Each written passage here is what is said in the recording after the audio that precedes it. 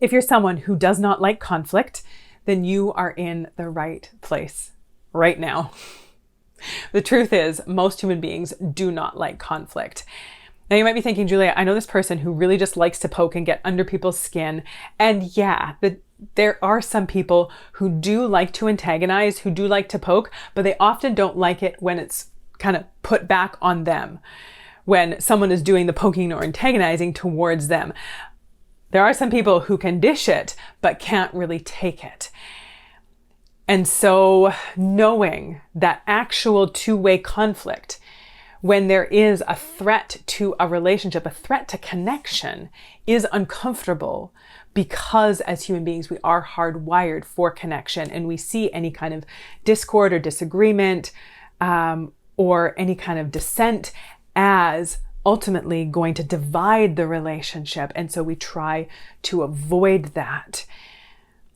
But the truth is, any close, healthy relationship has some conflict. There's going to be disagreements. There's going to be things that people don't like. There's going to be issues that come up, and just running away or avoiding or ghosting anyone who does or says something that we don't like is not going to be too conducive for us being able to create safe, healthy, connected relationships.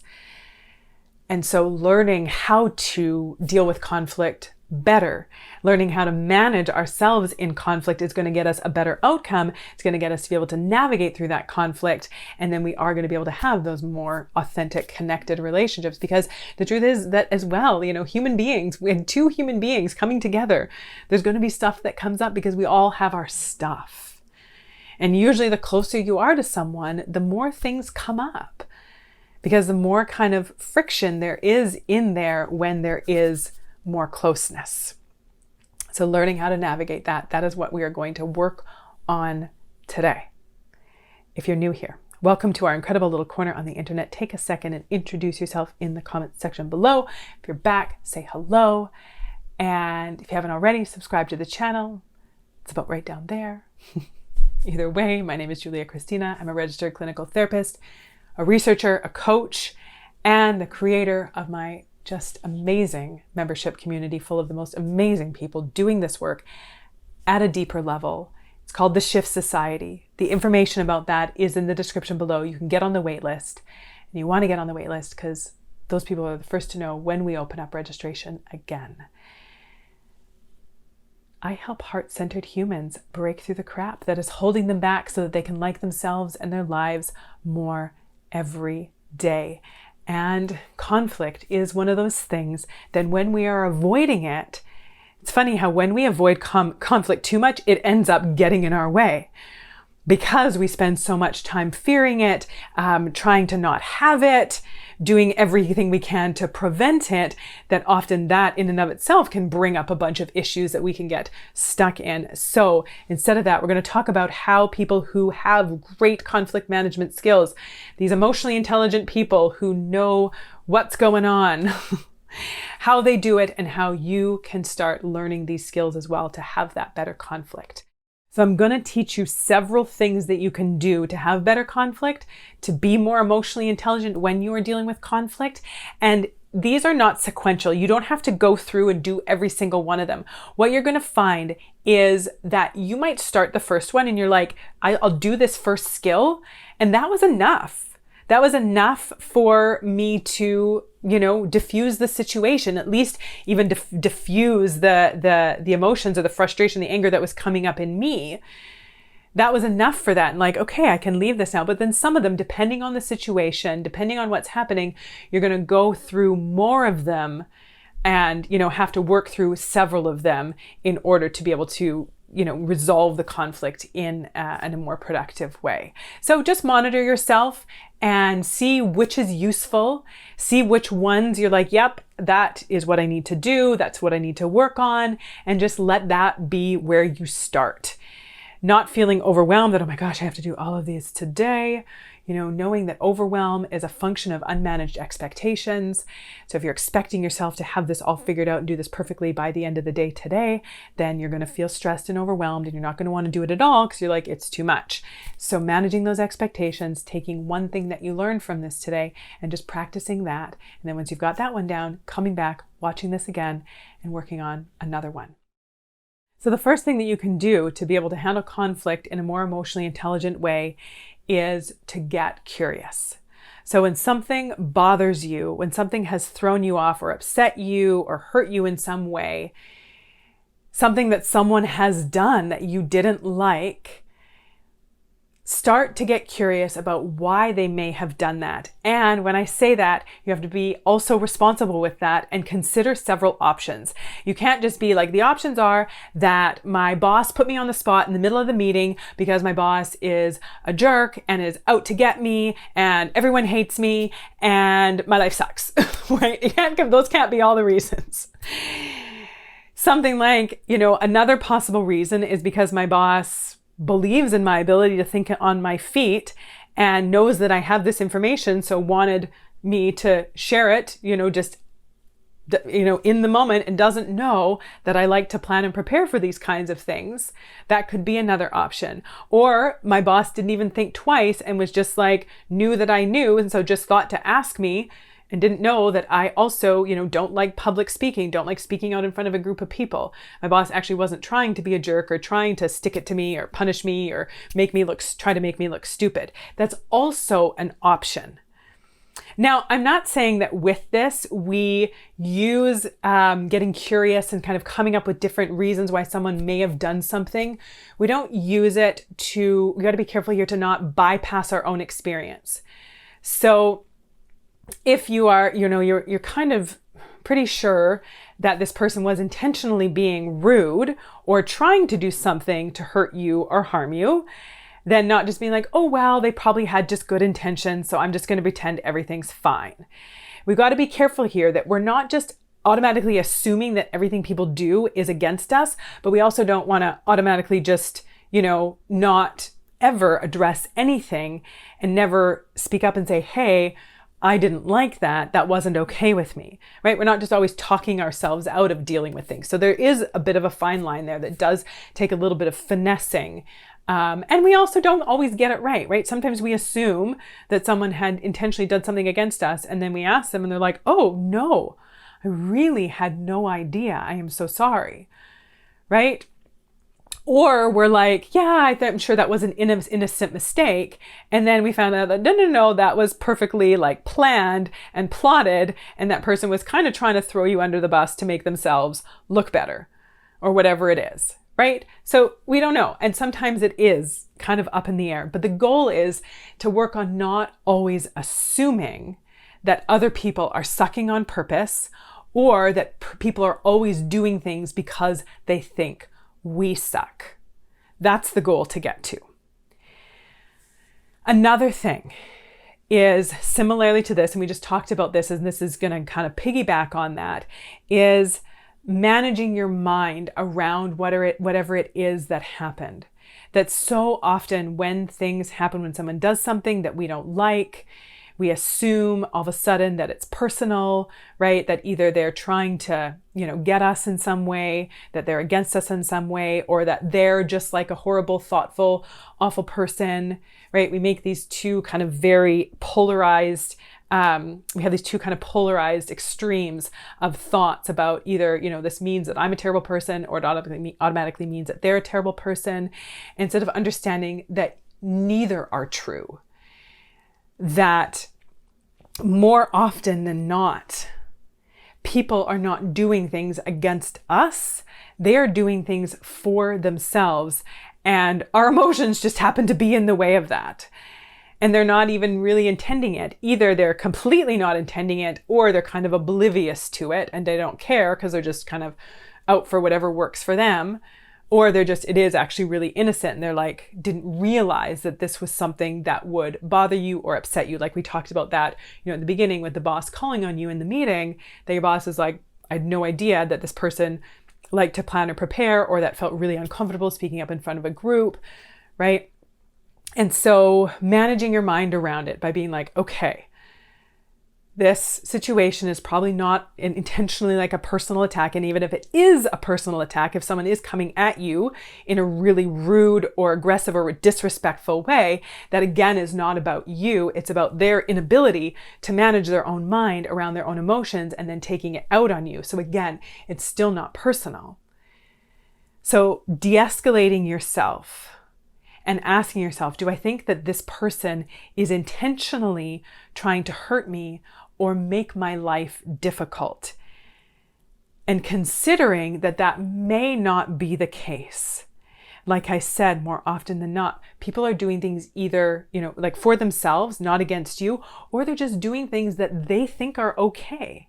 And they don't know that it's not okay with you. They don't know that it's hurtful or unreasonable. Sometimes they do, and they do it anyways because they're like, you know what? I know this is going to hurt this person, but I just, I need to do it anyways because this is what's important to me. And like, I don't really, I don't care who I hurt along the way. But that, hopefully you don't have a lot of people in your life who are doing that. The next thing that's going to help you handle conflict in a more emotionally intelligent way is to check your expectations. Similarly to managing your mind around it, more often than not, conflict is created by us expecting people to be and act a certain way that they're not. And maybe they were never even willing to. Maybe they never even made the promise that they would. So it's not even that they're overtly kind of breaking a promise of being a certain way that they are, going against, that they never agreed to that in the first place. That, if your mom or your dad or your sister has a habit of making passive aggressive comments about the food that you prepare or the way that you parent or your career choices, maybe they never promised that they wouldn't do that. And it doesn't mean that you're not allowed to feel hurt by it. It doesn't mean that it's not allowed to impact you.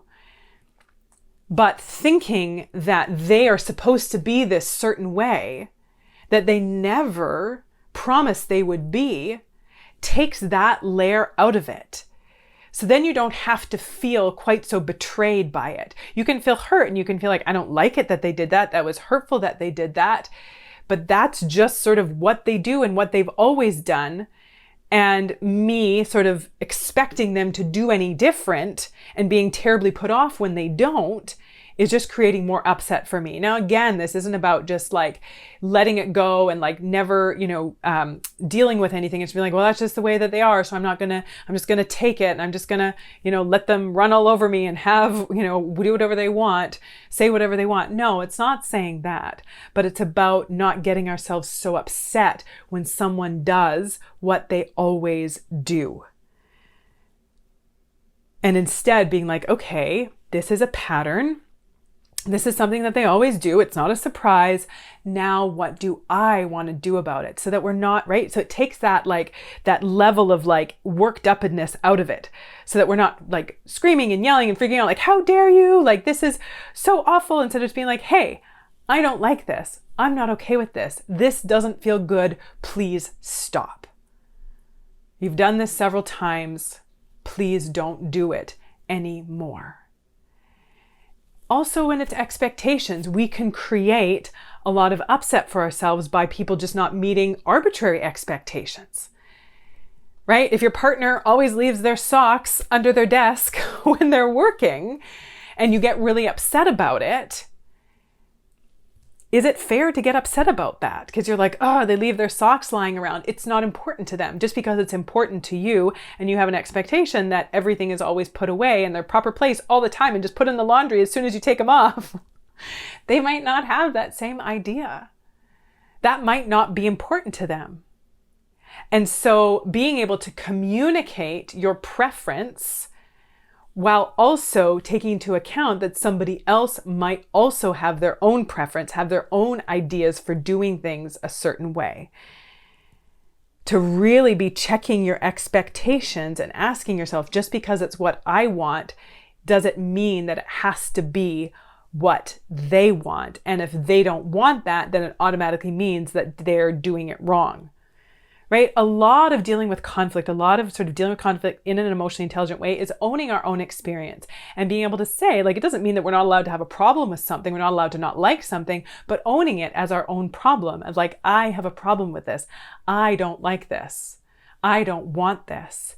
And then being able to negotiate and kind of work out some kind of solution together where both people get a chance to say what their expectations are, what they want, and knowing that it's not just one person's expectations that always gets to win, especially in a close relationship. There's two human beings coming together with different ideas and ideals. So being able to navigate and negotiate through that together. Something else that emotionally intelligent people do when they're dealing with conflict is they ask questions first and make assumptions later. So as you can see, our kind of theme with all of this is to get curious, to try to understand, to take a step back, to be able to assess what's happening. And a lot of that, right? We can make assumptions and we can assume this is what someone was thinking. This is why they did it, for better or worse, right? We can make all kinds of assumptions and we can have all kinds of ideas, but why not just go to the source themselves? And instead of getting critical and being like, you did this, how could you do this? This was so unreasonable. This was so awful. Being able to ask a question and just being able to say, hey, why did you do this? You know, why did you, if it's a colleague in a meeting, if they took your idea and presented it as their own, being able to ask them and be like, hey, why did you do that? Like, we had that conversation. I told you my idea and then you presented it as if it was your own. Why did you do that? And being able to ask questions. Maybe it could have been completely innocent. They're like, oh my gosh, I'm so sorry. Right? I totally didn't mean to do that. I forgot that we'd had that conversation. I thought that my brain just came up with it, which can happen, right? Our brains are always taking in information. Sometimes we think that we have these brilliant light bulb moments about something and realizing, oh, it's someone else's idea. And so if that's the case, then they can make it right and they can go back and say like, hey, this was so-and-so's idea. If it was an innocent mistake, but being able to ask questions. So another example of this. A couple years ago, I was coming home from my office after my long day. Usually one day a week, I'll stay later into the evening so that by the time I get home, my husband has put the kids to bed and everything is done. And, I just come home. And I remember this one day coming home later in the evening, the kids were in bed, the house was quiet, and I walked in and the kitchen was a disaster. And my husband was sitting over at his computer, just sort of like surfing around, just sort of playing around on his computer. And as soon as I saw the disaster in the kitchen and my husband kind of piddling around the computer, the blood started to boil. And I was like, oh my gosh, what is happening right now? The kitchen is a mess. He's over there just like doing his thing, relaxing, having fun. I've just come home after a super long day. There's a disaster and now I need to deal with this. And it's getting myself even more and more worked up. And I was like, the kitchen is a disaster. Why do I have to deal with this? And he turned around and he looked at me and he said, Julia, did you ask me what was going on right now? Did you ask me why this happened? Because I don't remember hearing you asking me that. And if you had asked, then I would have been able to tell you that the kids were absolutely crazy tonight. It was an insane night. Everything was happening. It was totally chaotic. It took everything in me to feed them and get them ready for bed and get them into bed and get them quiet. And it was so overwhelming and I just needed a few minutes to sit down and turn my brain off, and had full intention of coming in and cleaning up or helping you clean up the kitchen. And if you had asked that, if you'd asked the question first, you would have saved yourself a lot of upset with your assumption. Schooled.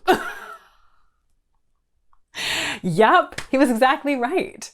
I assumed that he was sucking on purpose, that he was intentionally, I mean, when I think about it though, logically, my husband has never done that. My husband is not the type of person to be passive aggressive or to try to like punish me through like leaving messes for me to clean up. That's just not his personality. So if I had let myself connect with my logical brain and been like, okay, you know, something must have happened, I'm going to assume the best instead of assume the worst, it would have saved me a whole lot of upset. It would have saved us that conflict, and it just would have gone better. So more often than not, get curious, try to find out what's going on, what's the situation, why did this happen, why is this happening, you know, what was the reason, get that clarity first, and then depending on the situation, come to a solution together. So figure it out, right? With that situation with the colleagues or, you know, presenting the idea as their own, figure out a solution, be able to say, okay, what do we want to do about this? Because now everyone thinks that your idea or my idea was yours. So what do we want to do about this? How do we want to make this right? How do you want to make this right? Figuring out a solution, or being able to set a boundary. So depending on the situation again, if let's say your mom has a habit of sharing personal information about you with her friends or with other people, stuff that you don't want shared, then you being able to set a boundary with that and being able to say, please don't do that again. I don't want my information shared to other people. I don't want people to know personal things that are going on in my life. I'm uncomfortable with that. Even if you're fine with everyone knowing everything about you, I'm not fine with it. Please don't do that. And then also the boundary comes in if this person, your mom or friend or cousin or whoever, keeps kind of sharing personal things about you, even though you've asked them not to, then the next step is to stop sharing personal information. And you can say that and just be like, you know what? I would like to be able to talk to you about things, but if you keep doing that, then I'm not going to. And so there is the boundary. Is again, you are going to do what you do. And so then I am going to do what I need to do so that this isn't happening, so that this outcome is not happening. So when there is conflict, right? When there is an issue, being able to manage your mind around it, get curious about it, ask questions about it, get clarity around it, and then be able to work it out, come to a solution, come to a compromise. Or if one is not available, being able to set a boundary and saying, you know, please stop this. And if you don't stop, then this is how I'm going to have to modify my behavior to be able to, you know, protect what's important to me. Conflict is tricky because it can be nuanced, because not always everyone is going to be willing to be honest about it, to be able to work it out. But we can't control other people. What we can do is manage ourselves and be proud of ourselves for how we are handling ourselves when there is discord, when there is, you know, disconnection or disagreement or conflict. We can be proud of how we are handling it, and knowing that other people are allowed to be, you know, immature about it and not be emotionally intelligent about it, but we get to manage how we approach it and what we do with that. Conflict also becomes a lot easier to navigate when we have really good communication skills.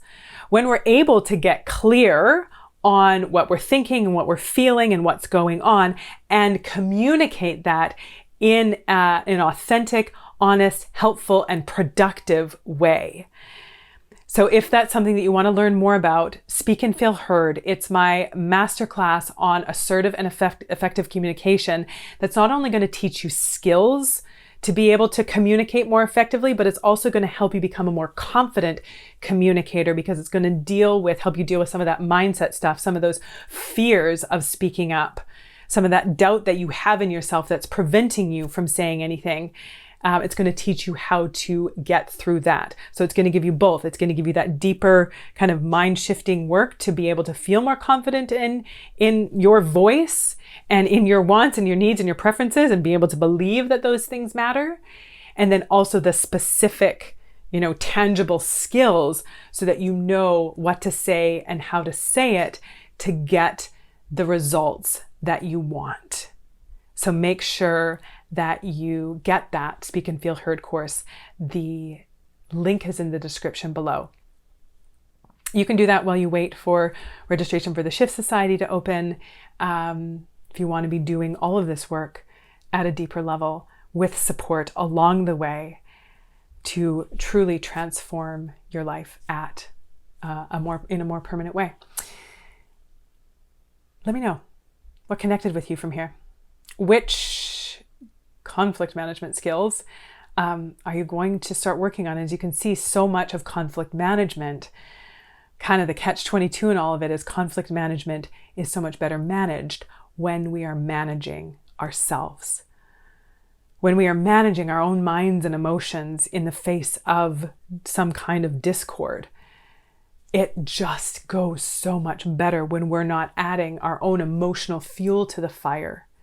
When we can come at it more calm and clear, then we can work things out and actually get to a solution.